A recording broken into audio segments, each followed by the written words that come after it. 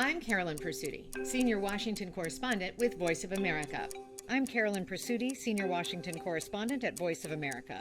One of these is real, and one is generated with artificial intelligence, or AI. Can you tell the difference? That is why AI could prove to be a huge problem in the 2024 presidential election. Can your industry police itself? Well, I don't think it can police itself. It's going to hurt Republicans as well as Democrats. AI will and is already present across every inch of our election. At least in the short term, it's pretty scary. Stephen Brill is the co-CEO of NewsGuard, which tracks misinformation and AI on news sites. He worries voters won't know what to believe in the 2024 presidential race. Remember this Access Hollywood tape that surfaced a month before the 2016 presidential election? In it, then Republican candidate Donald Trump made lewd comments about women. Today, if that surfaced, he could easily say, that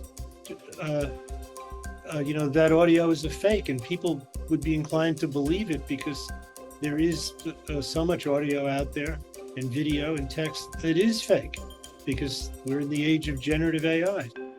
So far, no candidate we spoke to has an active way to detect AI used against them.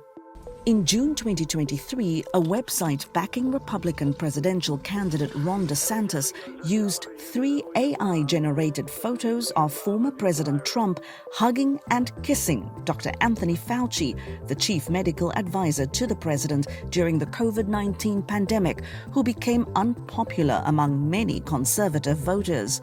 Susan Gonzalez is the founder of AI literacy group AI and You and predicts candidates will target independents, new voters, and those who aren't AI savvy.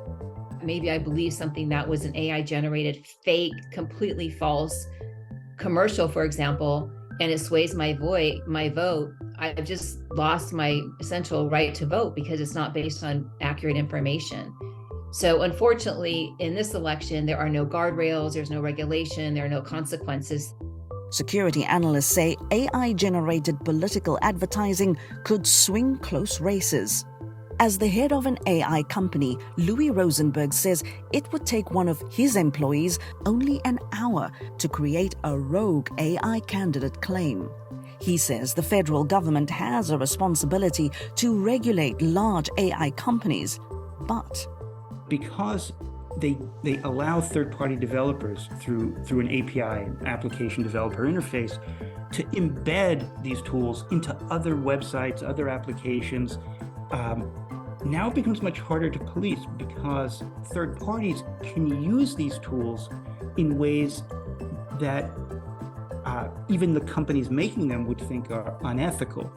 President Џо Biden issued an executive order demanding that new systems have watermarking on AI-generated material.